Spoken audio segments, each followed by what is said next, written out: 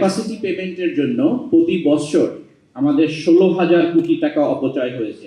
দুর্নীতির আমি গত 25 বছরের কথা কিছু বলবো। আমি জানি যে এটা কঠিন সত্য কথা, কিছু বলবো আজকে।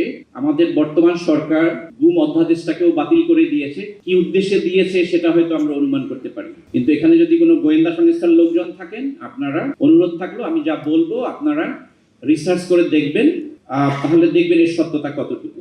দুর্নীতি শুরু করতে চাই। গত 17 বছরের ক্যাপাসিটি পেমেন্টের জন্য প্রতি বছর আমাদের 16,000 কোটি টাকা অপচয় হয়েছে এবং টোটাল গত সরকারের সময় $7.2 বিলিয়ন অপচয় হয়েছে। এটা অপচয় আমি বলছি না, এটা আসলে এর অধিকাংশই দুর্নীতি হয়েছে।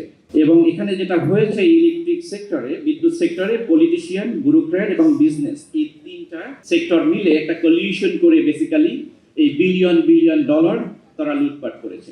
এবং আপনারা জানেন, সার্জিস আলম উল্লেখ করেছে রূপপুর প্রকল্পে আমরা জানি যে সেখানে শেখ পরিবারের $5 বিলিয়ন অনিয়মের অভিযোগের তদন্ত চলছিল, কিন্তু আমার সন্দেহ আছে যে এই তদন্ত আদৌ এই সরকারের সময় চলবে কিনা। এই সরকারের যে সিম্পটম, তাতে মনে হচ্ছে না এই তদন্ত আর আগাবে।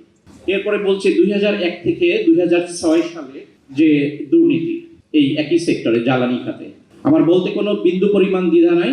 হাওয়া ভবনের ছত্রছায়ায় আপনারা সবাই জানেন সেই যে খাম্বা কেলেঙ্কারি, সেখানে শত শত কোটি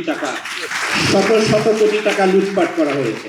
আপনারা যে কেউ রিসার্চ করে দেখবেন, কতগুলো অথেন্টিক সোর্সে আপনারা পাবেন অনলাইন, আজকাল এগুলো খুবই সহজ।